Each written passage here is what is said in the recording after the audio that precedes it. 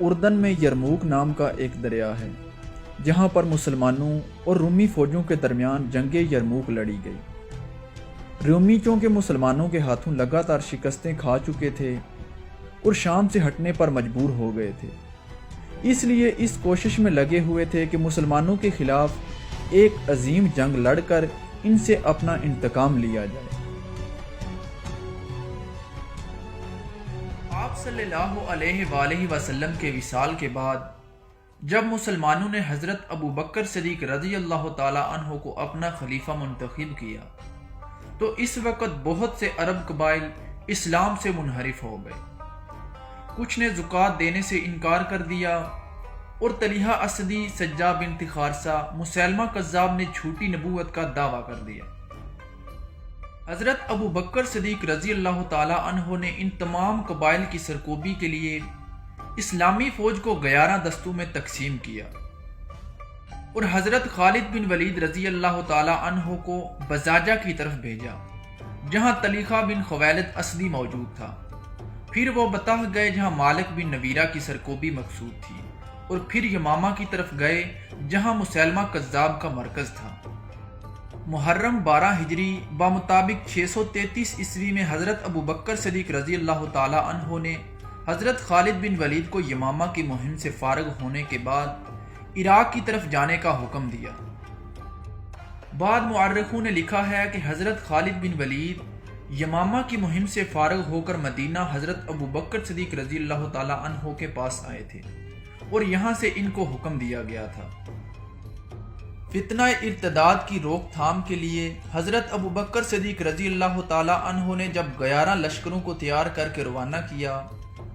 تو ان میں سے ایک لشکر حضرت خالد بن سعید رضی اللہ تعالی عنہ کو دے کر حکم دیا کہ تم سرحد شام کی طرف جاؤ۔ حضرت خالد بن سعید رضی اللہ تعالی عنہ کے ساتھ بہت تھوڑے آدمی تھے، لیکن وہ راستے میں حضرت ابو بکر صدیق رضی اللہ تعالی عنہ کی ہدایت کے مطابق جس قدر مسلمان ہو سکے اپنے ہمراہ لیتے گئے۔ حضرت خالد بن سعید رضی اللہ تعالی عنہ کو حکم دیا گیا تھا کہ جہاں تک ہو سکے مرتدین کو درست کرنا اور عیسائی لشکر مقابلے پر آئے تو ان سے مقابلہ کر لینا۔ قیصر روم نے اسلامی لشکر کے حدود شام میں موجود ہونے کی خبر سن کر اول تو سرحدی قبائل کو مقابلے کے لیے ابھارا، لیکن جب یہ چھوٹے چھوٹے رئیس اور عرب قبائل اسلامی لشکر کے مقابلے میں نہ جم سکے تو قیصر روم نے حامان نامی سالار کو لشکر عظیم کے ساتھ آگے بڑھایا۔ جب عیسائی اور اسلامی فوجوں کا مقابلہ ہوا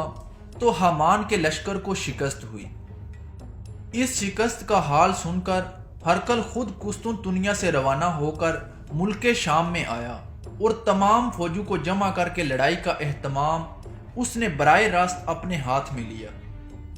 ان حالات کی خبر حضرت خالد بن سعید رضی اللہ تعالی عنہ نے حضرت ابو بکر صدیق رضی اللہ تعالی عنہ کو بھیج دی۔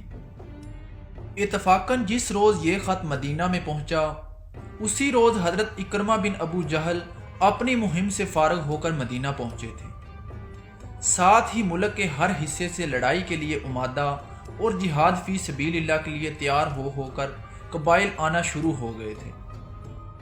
حضرت ابو بکر صدیق رضی اللہ تعالی عنہ نے حضرت اکرمہ بن ابو جہل رضی اللہ تعالی عنہ کو فوراً خالد بن سعید کی طرف روانہ کر دیا۔ ان کے بعد عمرو بن العاص کو ایک لشکر دے کر روانہ کیا۔ ان کے بعد آئے ہوئے قبائل کی ایک فوج مرتب کر کے یزید بن ابی سفیان رضی اللہ تعالی عنہ کو سردار بنا کر روانہ کیا اور حکم دیا کہ تم دمشق کی طرف حملہ آور ہوگے۔ پھر ایک اور فوج مرتب کر کے اس کا سردار حضرت ابو عبیدہ الجراح رضی اللہ تعالی عنہ کو بنایا اور حکم دیا کہ تم حمص کی جانب جا کر حملہ کرو۔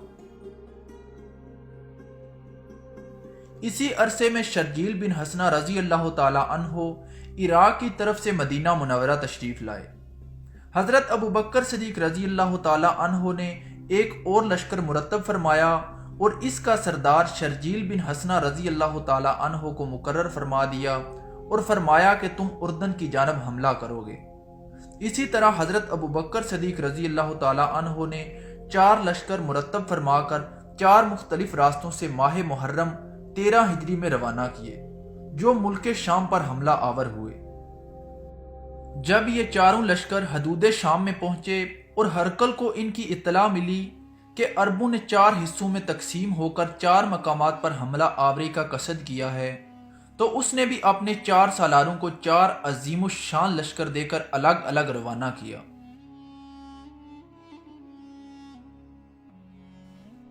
حضرت عمرو بن العاص رضی اللہ تعالی عنہ کے مقابلے کے واسطے اس نے اپنے حقیقی بھائی تزراق کو 90,000 فوج دے کر فلسطین کی طرف روانہ کیا۔ جرجا کو 40,000 فوج دے کر یزید بن ابی سفیان رضی اللہ تعالی عنہ کے مقابلے دمشق کی سمت روانہ کیا، اور راکس نامی سردار کو 50,000 فوج کے ساتھ حضرت شرحبیل بن حسنہ رضی اللہ تعالی عنہ کے مقابلے میں اردن کی جانب روانہ کیا،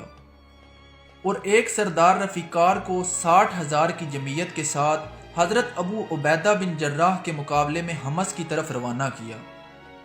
ہرقل نے اپنے 4 سرداروں کے ماتحت کل 2,40,000 فوج مسلمانوں کے مقابلے کی غرض سے روانہ کی تھی، حالانکہ مسلمانوں کے 4 لشکروں کی مجموعی تعداد 30,000 کے قریب تھی۔ اس سے بخوبی اندازہ لگایا جا سکتا ہے کہ ہرقل نے کیسی زبردست تیاریاں مسلمانوں کے مقابلے میں کر رکھی تھی۔ مسلمان سردار اگرچہ ایک دوسرے سے جدا سفر کر رہے تھے، لیکن وہ حضرت ابوبکر صدیق رضی اللہ تعالی عنہ کے حکم کے مطابق ایک دوسرے کے حالات سے باخبر تھے۔ حدود شام میں داخل ہونے کے بعد جب ان کو معلوم ہوا کہ ہر ایک لشکر کے مقابلے پر اس سے 8 گنا رومی فوج جو ہر طرح کے کیل کانٹے سے لیس ہے آ رہی ہے، تو ایک طرف انہوں نے حضرت ابوبکر صدیق رضی اللہ تعالی عنہ کو اطلاع دی، اور دوسری طرف انہوں نے مناسب سمجھا کہ ہم کو ایک جگہ متحد ہو کر مقابلہ کرنا چاہیے۔ حضرت ابوبکر صدیق رضی اللہ تعالی عنہ نے رومی لشکر کی کثرت اور تیاریوں کا حال سن کر ایک طرف تو 4 سرداروں کے نام ایک جگہ جمع ہو کر مقابلہ کرنے کا حکم بھیجا، تو دوسری طرف حضرت خالد بن ولید رضی اللہ تعالی عنہ کو لکھا کہ تم صوبہ ہرا میں اپنی جگہ مثنہ بن خارثہ رضی اللہ تعالی عنہ کو وہاں کا ذمہ دار افسر بنا کر نصف فوج ان کو دو اور نصف فوج خود ساتھ لے کر شام کی طرف چلے جاؤ، اور وہاں کی تمام افواج اسلام کا اہتمام بحیثیت سپہ سالار اپنے ہاتھ میں لے لو۔ حضرت ابوبکر صدیق رضی اللہ تعالی عنہ دیکھ چکے تھے کہ خالد بن ولید رضی اللہ تعالی عنہ نے ایرانی افواج کو کس طرح شکستیں دے کر ایک بڑا علاقہ سلطنت ایران سے چھین لیا تھا۔